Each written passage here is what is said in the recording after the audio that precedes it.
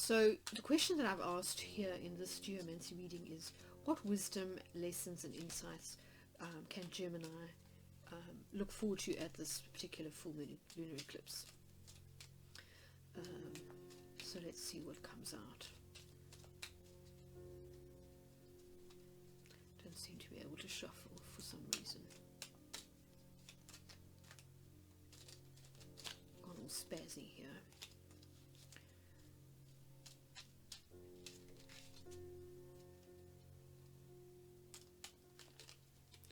These are too small to sort of do the other type of shuffling. Right, that's enough. Let's cut the deck.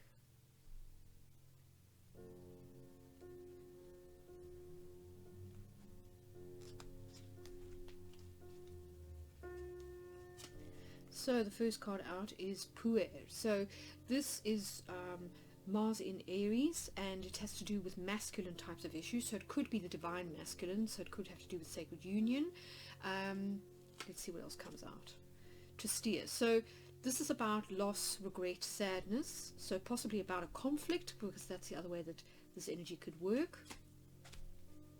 Albus is to do with, look, it's Mercury in Gemini, so this is really kind of Gemini, strong Gemini energy, which I think came out last time when we did the new moon in Gemini forecast. So you might want to go back. There might be a link to the reading that I did for that new moon.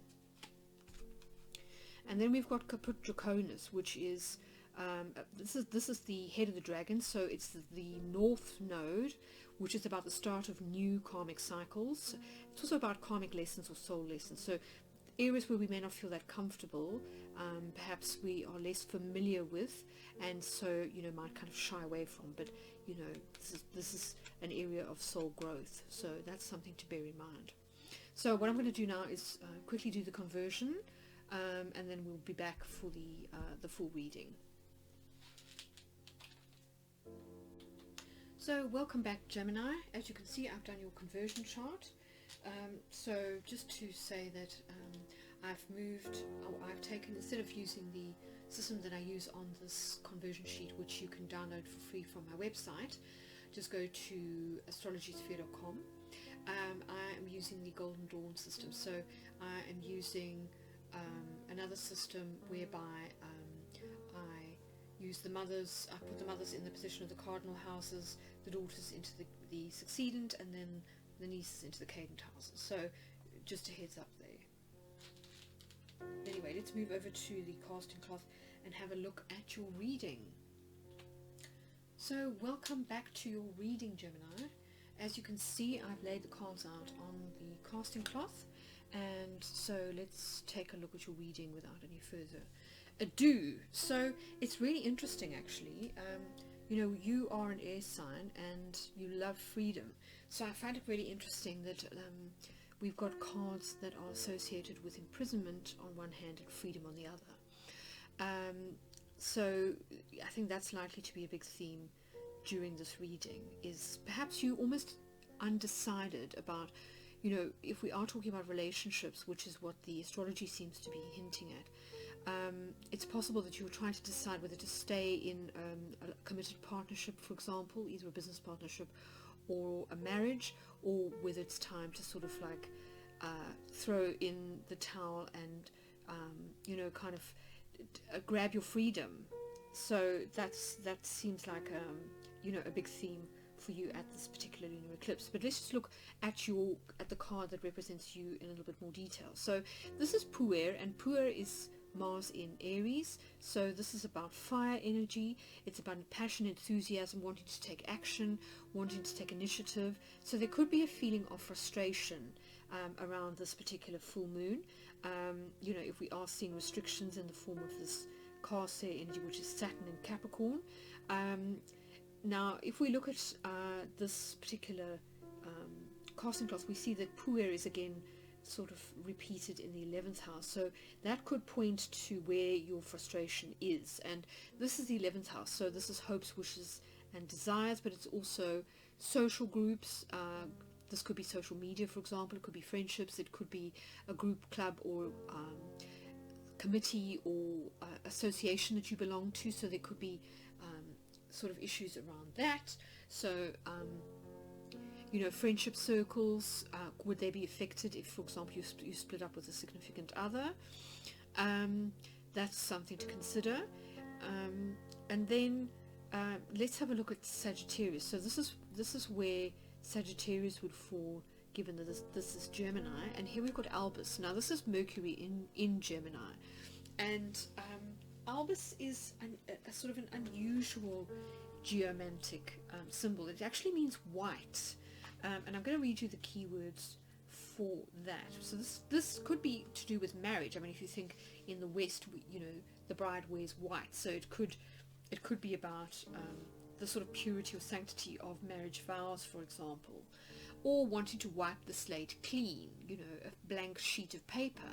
And some of the keywords are in fact whiteness, blank paper, paleness or fair skin, intellectual pursuits, wisdom, mental clarity, peace, a shining or bright light, the calm of death, coldness and detachment. So this is, as I say, I find quite an interesting symbol. Image wise, it's supposed to be a chalice or some kind of cup or receptacle set upright, so open to receive, basically. So it's possible that at this time you feel you want some kind of advice. You know, maybe you'll seek the advice of, for example, an attorney, a lawyer, a marriage counselor, something of that ilk.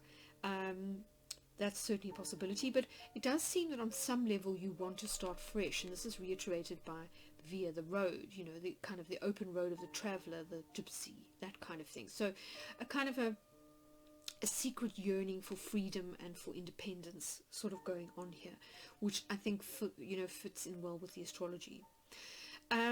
So if we look at where Mars is in relation to kind of zodiac signs, this is Gemini, which means that is Taurus, and can you believe it, this is Aries, so kind of reiterating Aries energy, but Mars at the moment is in the sign of Pisces, which is in the 10th house. So again, reiterating that somehow your choice of career or your vocation, your calling in life, your sole purpose may be at odds with some of your significant relationships. Maybe they don't agree with what you want to do with your life. So it's possible that you kind of feel as though you're almost having to make a decision between your dreams and your hopes for the future, which is what is causing so much internal conflict, and a long-term relationship. That could be what's going on here. But certainly your energy is polarized. If we think that, you know, a lunar eclipse involves the moon on one side and the sun on the other, there's this polarity kind of happening, and it's happening in dual signs too. You know, the signs of the twins and Sagittarius, which were both considered to be two-bodied or bicorporeal signs. So somehow you're feeling torn between feeling restricted and, you know, wanting commitment and sort of safety on one hand, and then you know, freedom and independence on the other. So the other thing to say here is that Chiron and Black Moon Lilith will be in Aries, so in this sort of area here. So there is potential here for healing. That's something to bear in mind. But let me just read you the outcomes or the keywords for Via and Casa, because it seems to come down to some kind of decision. So Via is literally the Latin word for road, and you can see that the actual quadrigram represents a road or a path. So its keywords are roads, travel, way, journeys, flux, directed movement, a change of direction. So this is literally a road or a path, and it is, as I say, it's ruled by the sign of Cancer, but it's part of the waning moon cycle, which is what the lunar eclipse is kind of activating. It's a full moon, so the moon is about to go into its waning moon cycle, and so it's really about releasing what is kind of past its sell-by date, and that is what Caput Draconis is really about. It's the tail of the dragon, it's the south node, so it's about releasing what is no longer serving, what's holding you back, and so on. So that's Via on the one hand. Then opposite that, we've got Capricorn. We've got Saturn in Capricorn. So this is the moon in Cancer, and then we've got Saturn in Capricorn. So you can see that these, in a way, from an astrological point of view, are diametrically opposite. So this is earth energy, and this is water energy. So Kase, if we look at the keywords, are imprisonment, isolation, delays, binding confinement, borders, locks, limits, restraint, and restrictions. So if we have a look at the, where this card is sort of emphasized in the actual houses, we've got it in the 5th house. So the 5th house is about children, it's about what brings us joy, it's also about things like holidays, artistic self-expression, and it can be children in the creative sense. So it could be our creative kind of the fruits of our creativity, so artworks or whatever it is. So in some sense there's a kind of feeling bound because of those particular issues. So it could be that, for example, you're wanting to make a hobby into a career, but you don't really quite see how that's possible. You kind of feel as though this doesn't have legs in terms of, for example, being financially viable, and so that might kind of hold you back from really kind of giving it a shot. Or it could be that you're in a marriage and you don't feel you can leave because of children. So that's another way that this could kind of work. But needless to say, I'm trying to see if there's anything that I haven't covered here. So we've covered Mars and Neptune, we've covered the Sun, we've covered the Moon.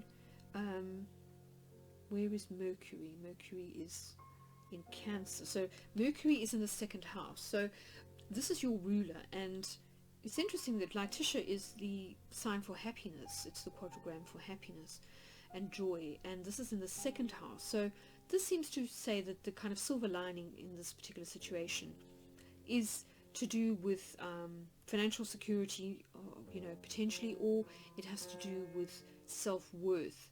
So it could be that there's a need to sort of evaluate your skills and abilities, your natural skills and abilities, because that may give you a clue as to where you're likely to find the sort of silver lining in this particular situation. But needless to say, the outcome for this reading is Kase. So it almost looks as though you are going to choose to kind of stick with something and see it through to the end. So it could be that you decide to sort of to let go of an old career path and really sort of embrace the self-discipline that you get here with Saturn in Capricorn. I think, if we think about when Saturn was in Capricorn, it's only just moved out of Capricorn into the sign of Aquarius, and it will be briefly going back to Capricorn during its retrograde, which is sort of happening now. So it might be worth just thinking back over the last 2.5 years to see what themes Saturn in Capricorn kind of raised for you, because that might give you a clue as to where you might be feeling a little bit restricted. I mean, it could even be something to do with, your pension, for example. You may feel you don't want to leave a really good job because the pension's great, and you feel as though maybe it's late in life to be making a career change, and so that's really putting you off kind of giving things a crack. So those are just some of the themes that are kind of coming up. Do bear in mind, though, that this is only the first of 3 eclipses, so I kind of feel as though some of these themes are going to continue as we move through eclipse season. So I don't think this is the end of the story, but certainly I think that at the full moon you are going to be forced to make some kind of decision. I don't know whether I mentioned this, but you may also want to have a look at my forecast, my extended forecast for Venus retrograde, because I did cover the Mars-Venus square that's happening at this particular full moon eclipse. It's very much about the Mars-Venus square. Venus is retrograde, so this has to do with past relationships, values, financial transactions, that kind of thing. So that may also shed some light on whatever this particular issue is. But anyway, I hope you found this helpful. I'm wishing you all the best. I hope that you come through this eclipse in, feeling lighter on the other side. And I look forward to seeing you at my next reading, which will be for the new moon solar eclipse later in July.